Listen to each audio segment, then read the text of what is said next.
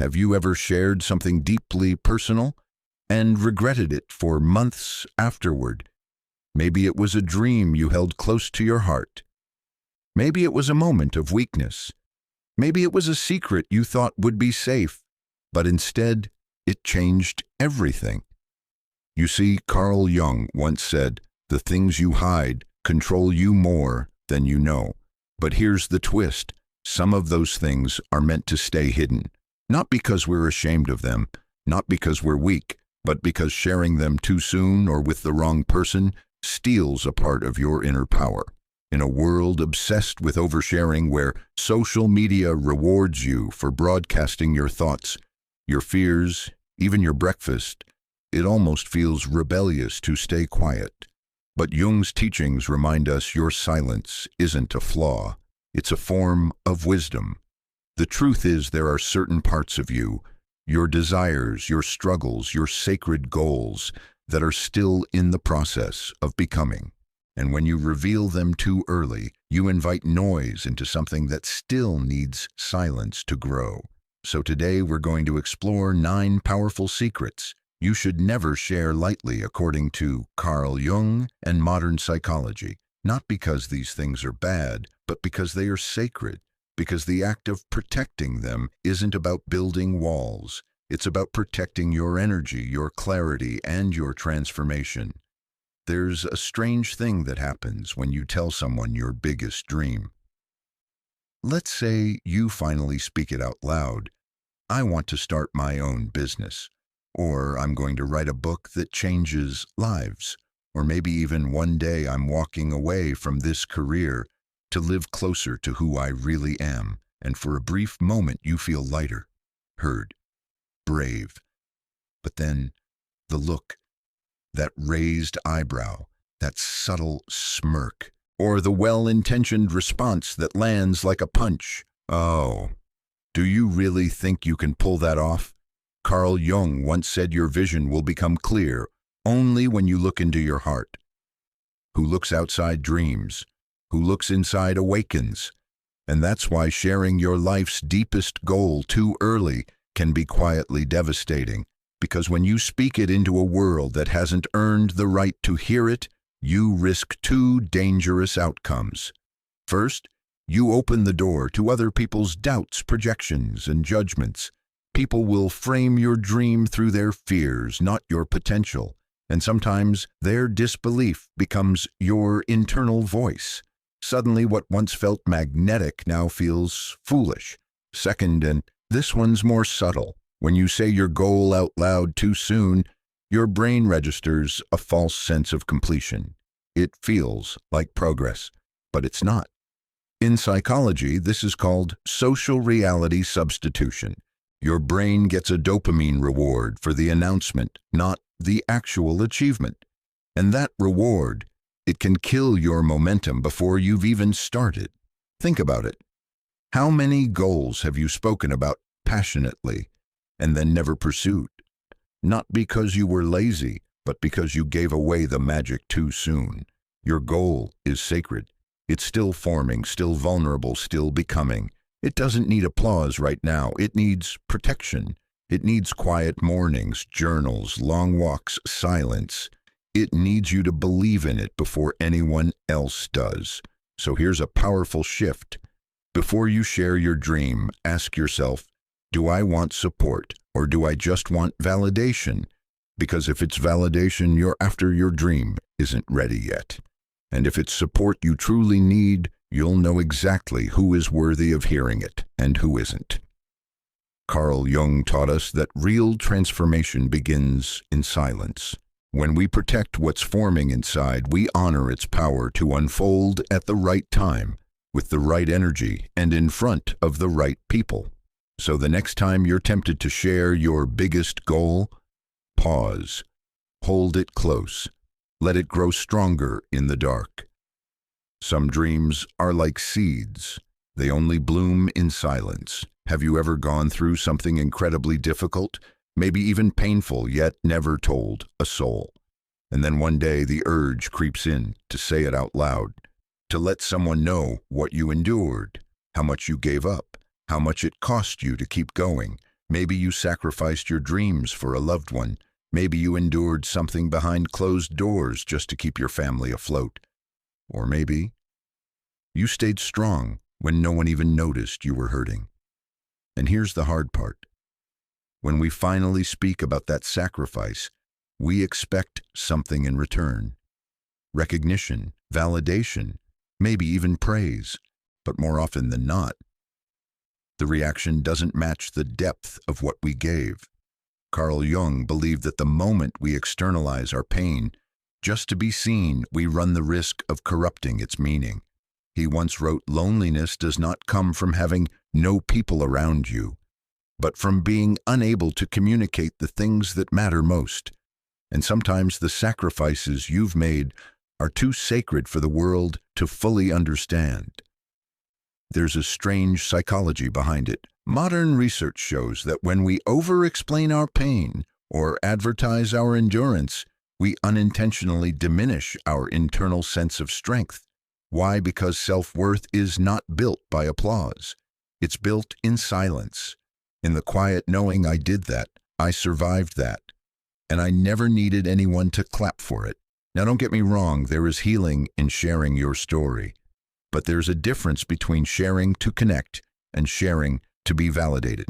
One expands your soul, the other risks shrinking it. Let me give you a real-world example. A woman once told me that after years of caring for her chronically ill mother, missing out on job opportunities, sacrificing relationships, she finally opened up about her experience to a group of friends. She expected tears or admiration, maybe even gratitude. Instead, she was met with silence and a quick change of subject. It broke her heart, not because they didn't care, but because no one could fully grasp what that sacrifice meant to her. And that's the thing, some sacrifices are meant to be carried, not displayed. They are the threads that quietly hold your character together. They are not for sympathy, they are for strength. Jung would call this a form of individuation, when your soul matures by integrating both pain and purpose without the need for applause.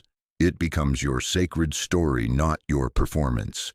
So the next time you feel the need to list your sacrifices, ask yourself, am I sharing this to connect? Or am I seeking to be seen? Because if it's just to be seen, you may end up feeling even more invisible. Let your silent endurance be your quiet victory. Let it shape you. Let it deepen your compassion. And when you do choose to share, let it be from a place of power, not pain. Because true resilience doesn't need recognition. It just needs to be honored by you. Let me ask you something that might hit close to home. What is the one fear you carry? The one that grips your chest in silence, the one you don't even say out loud. Maybe it's the fear of being abandoned, or never being enough, or waking up one day and realizing you live someone else's life. We all have that fear. It lives somewhere quiet, buried deep beneath all the roles we play, the smiles we wear, the strength we pretend to have. And yet it's that very fear, your deepest, rawest fear, that Carl Jung believed was the gateway to your inner transformation. He called it the shadow. According to Jung, the shadow isn't something evil or shameful. It's the part of you that holds the things you've repressed, the fears, the impulses, the wounds you've never dealt with. It's where your truest self hides, waiting to be seen, not by the world, but by you. And here's where it gets dangerous. When you reveal your deepest fear to the wrong person, or too early in your healing, it doesn't free you. It exposes you. You give someone a blueprint, a manual to your most vulnerable self. And not everyone will use it kindly. Psychologically, we crave connection. We want to be understood, held, accepted.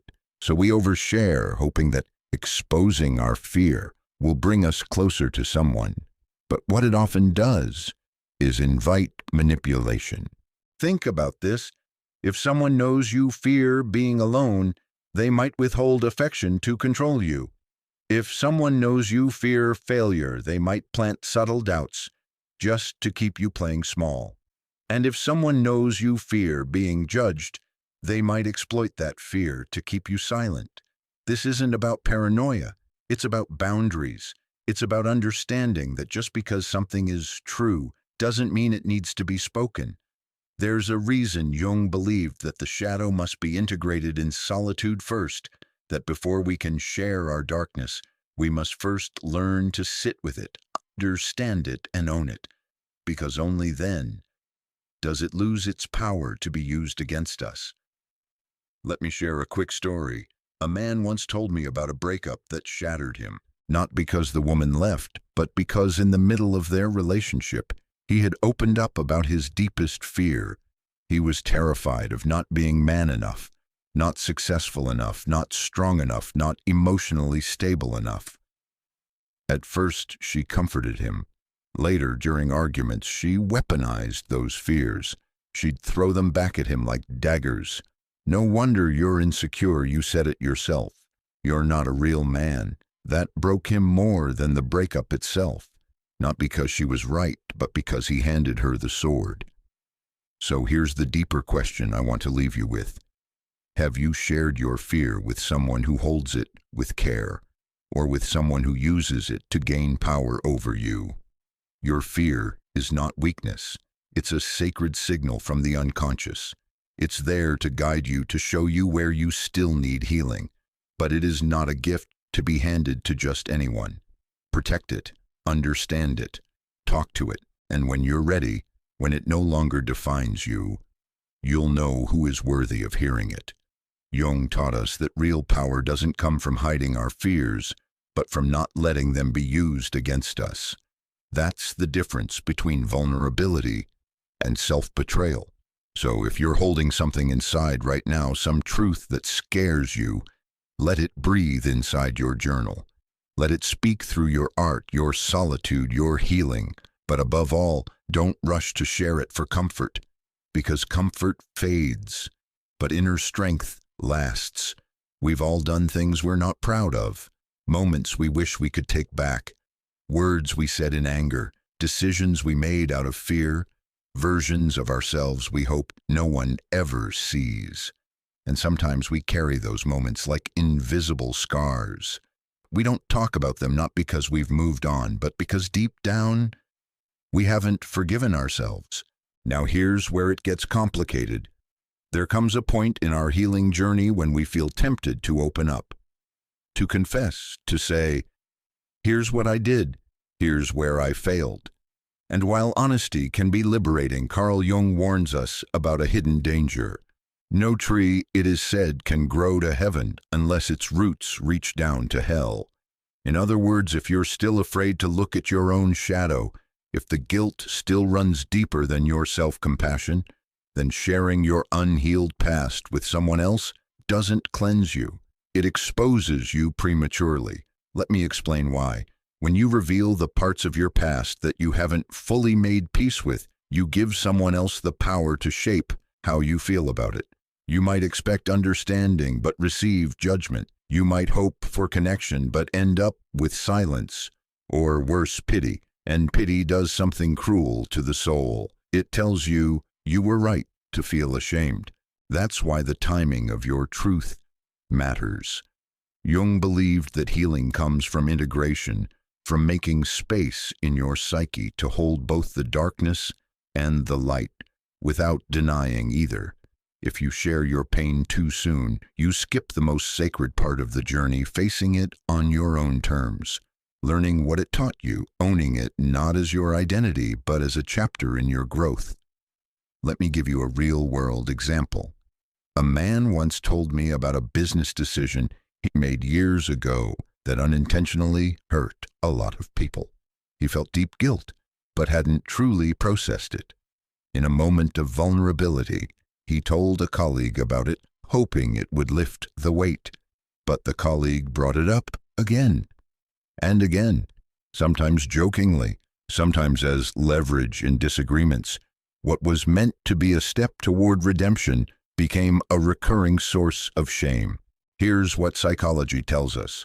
Until you've reframed your mistake, until you've learned from it and forgiven yourself, it's not a story, it's a wound. And when you hand someone an open wound, don't be surprised if they touch it without care. So the next time you feel the need to share your deepest regret, pause and ask yourself, am I sharing this because I've healed? Or because I want someone else to fix the way I feel about it? Because here's the truth, no one else can. No apology from others, no validation from friends, no compassionate listener can do the work you haven't yet done within yourself. Jung reminds us that true healing isn't about forgetting. It's about remembering differently, about seeing the person you were with empathy and the person you've become with pride. And when you finally do choose to share, when you've turned the wound into wisdom, you'll notice something powerful. You won't need approval. You won't need permission. You'll speak it not as a confession, but as a testimony. So if you're holding something heavy from your past, something you still struggle to forgive yourself for, don't rush to speak it. Sit with it. Write it out. Talk to the version of you who made that mistake. And offer the one thing you've probably been withholding: grace. Not everyone deserves access to your shame, and no one deserves the power to define it for you. Here's something nobody likes to admit. Sometimes we have dark thoughts about the people we love. It could be a parent who was emotionally distant, a sibling who always made you feel second best, a friend you're secretly envious of, or a partner you sometimes resent even though you care deeply about them. These thoughts aren't always kind. They're not pretty, but they're real.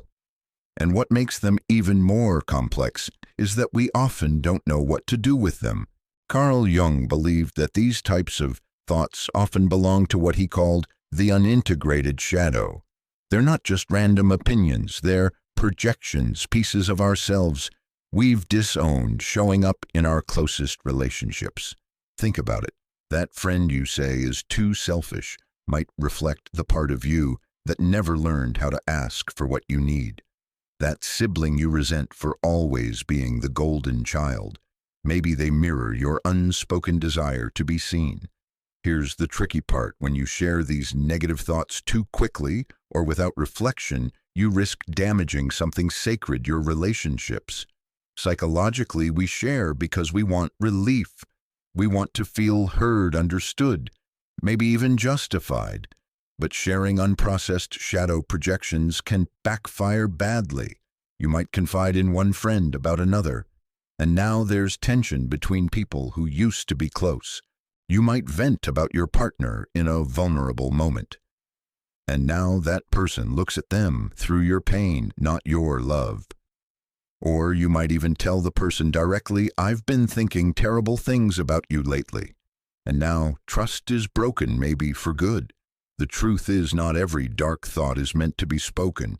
Some are meant to be explored quietly, honestly, and with curiosity. So what should we do with these feelings? Jung would tell us, don't run from the shadow, work with it. That means asking deeper questions. Why am I feeling this way about them?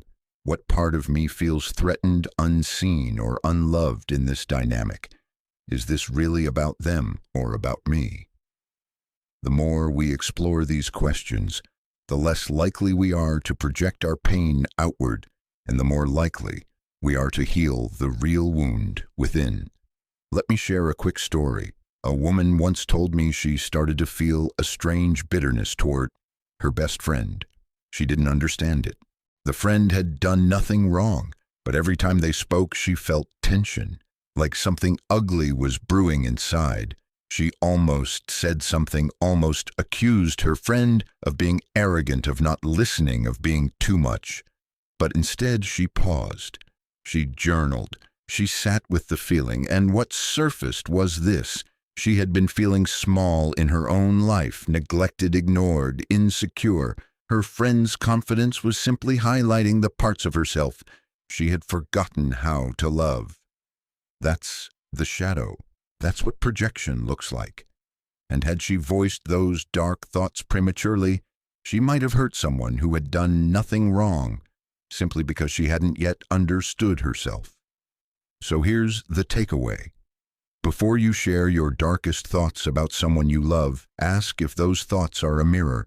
Because once words are spoken, they leave echoes, and sometimes those echoes can fracture a bond that took years to build.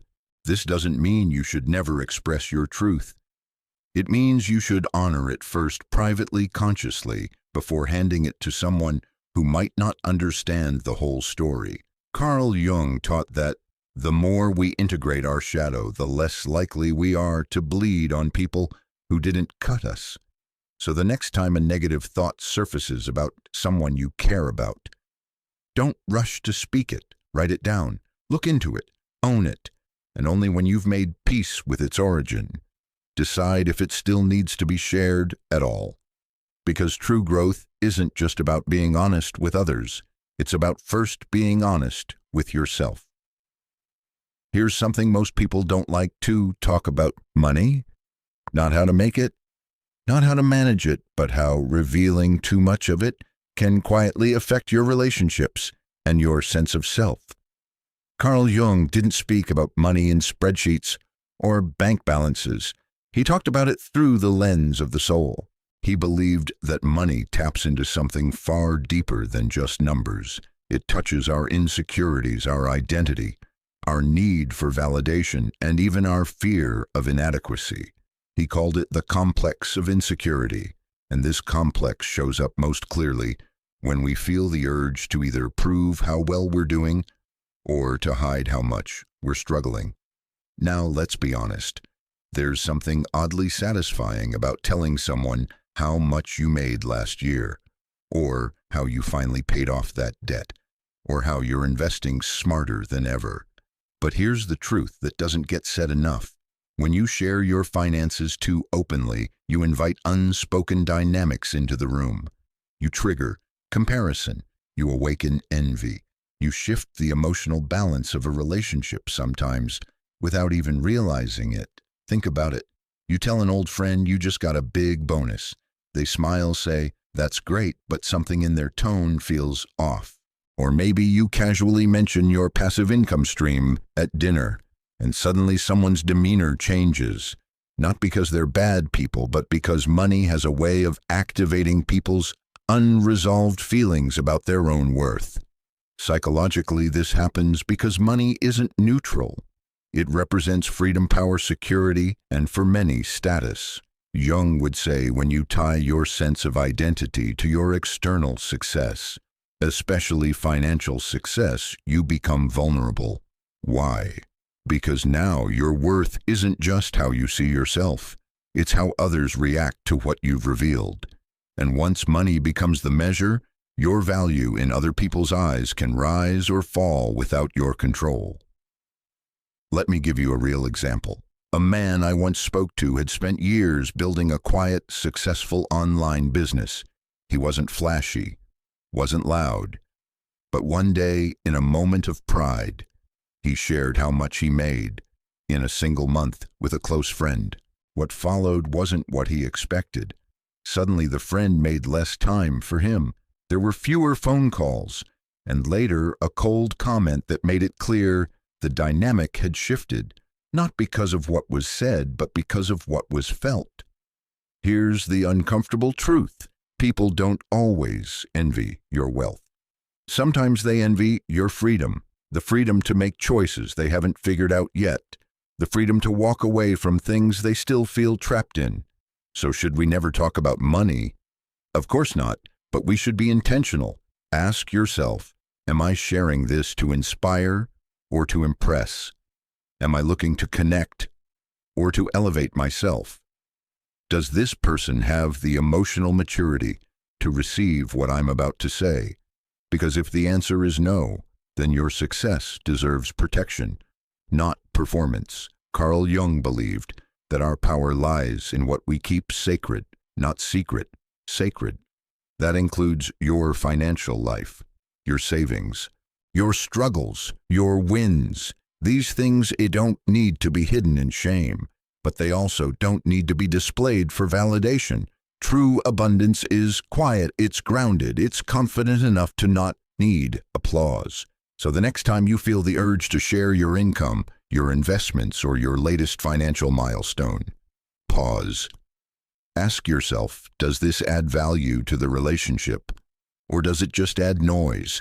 Because the moment you stop sharing from insecurity and start holding your growth with grace, you step into a kind of wealth that can't be measured in dollars.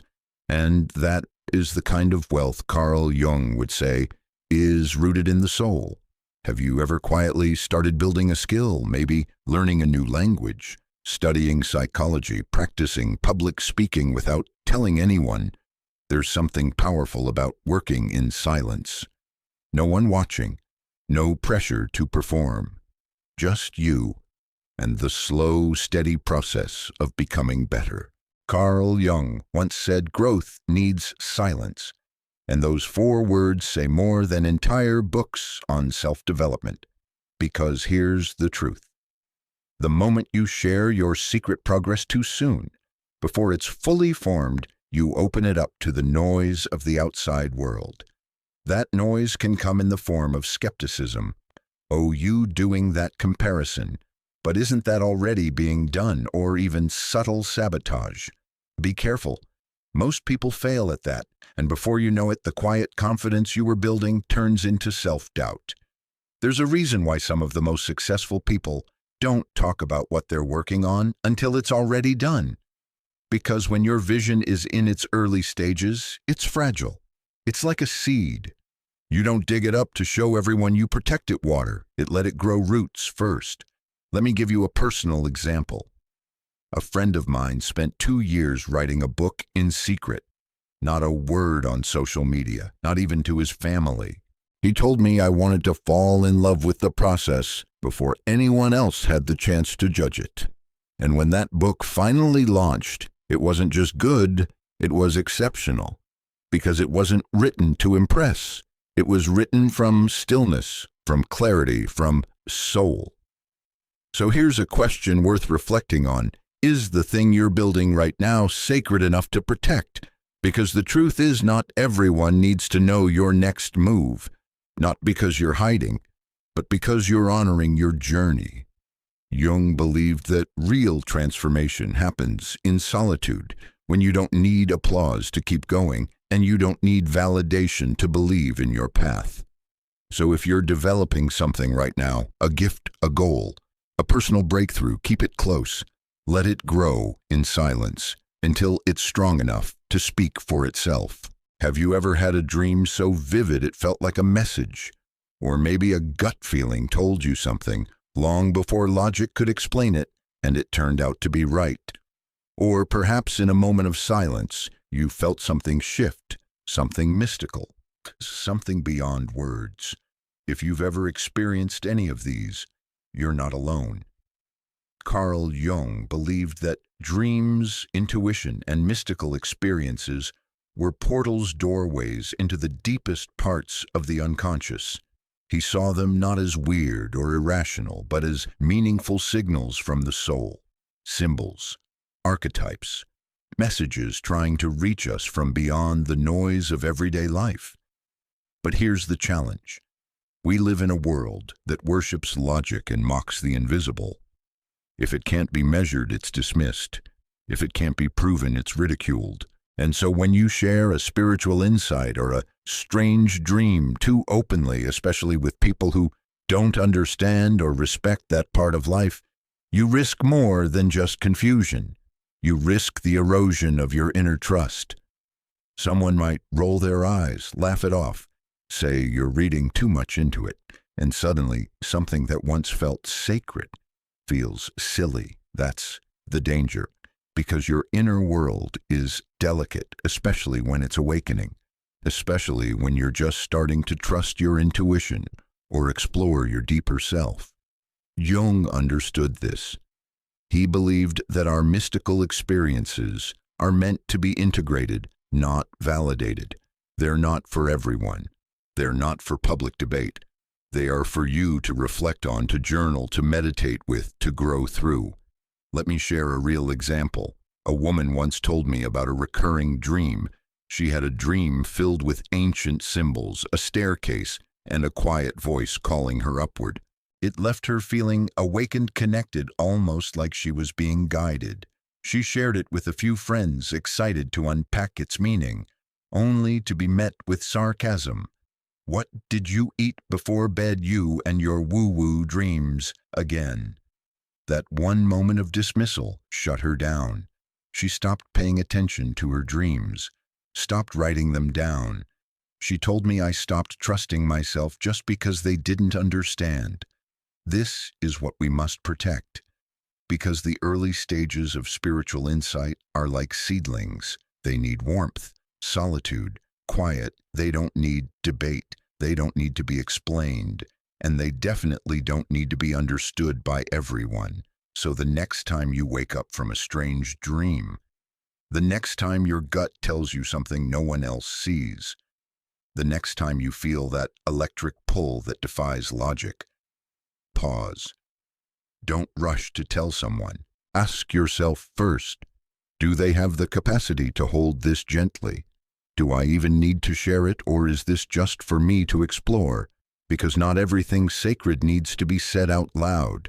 Some truths lose power the moment they're spoken to someone who isn't ready or willing to receive them. Jung believed that every person has an inner myth, a symbolic journey unfolding through dreams, intuition, and synchronicities. When we protect those moments, we stay aligned with that deeper myth, even when the world around us doesn't get it. So if you've been having strange dreams, intuitive flashes, or spiritual nudges, you're not crazy. You're not overthinking. You're waking up. Just make sure you don't let someone else's disbelief dim your light. Let those sacred moments shape you in private. Let them guide your decisions, deepen your awareness, and build your inner trust. And when the time is right, when you've fully integrated the message, you'll know who's worthy to hear it. Until then, keep it safe, keep it sacred, keep it yours. Have you ever felt it? That quiet, undeniable pull to walk away, to quit the job, to end the relationship, to move cities, to start over, even if no one else understands why. It's not a loud feeling. It doesn't scream, it whispers. And if you've been listening, you know exactly what I'm talking about. But here's where it gets tricky. The moment you start telling people about that feeling too soon, before it's fully formed inside you, you start to lose it. Carl Jung once said, transformation happens within, not through explanation. And that truth hits deep. Because when you're in the early stages of inner change, what you really need isn't outside advice. It's clarity, stillness, space to breathe and listen to what your soul is trying to say. But when you announce your plan, I think I'm going to quit, I might leave, I don't think I can do this anymore, you invite opinions, fears, projections, you invite noise.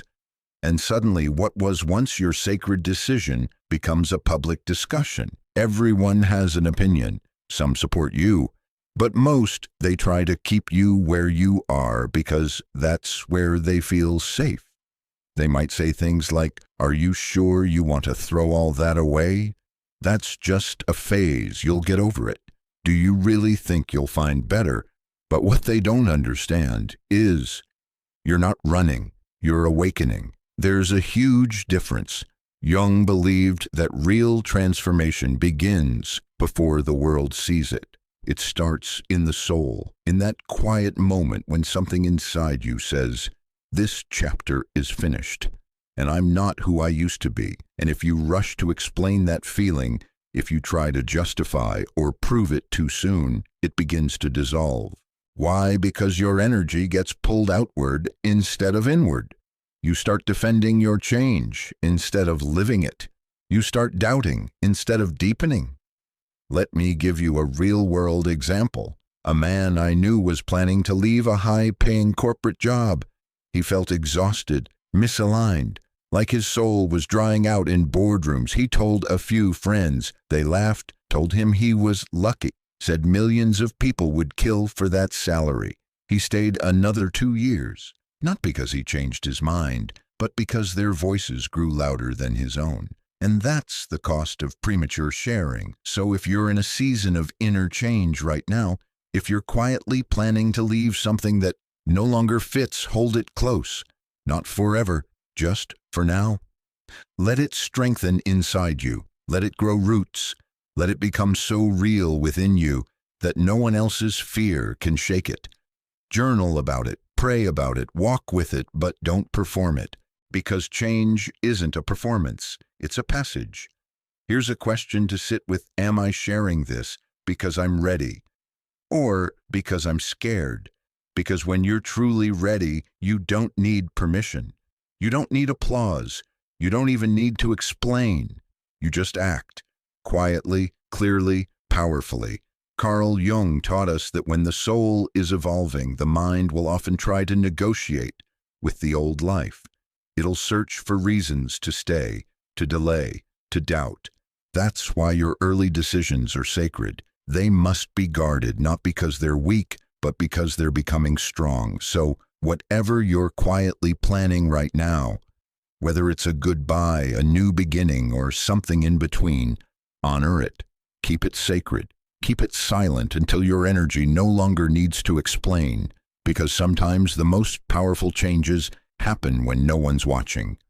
Until one day they look up and realize you're no longer who you were. After everything we've uncovered in this video, all the things we're told to hide, all the truths we're afraid to speak, it's easy to feel like silence equals weakness.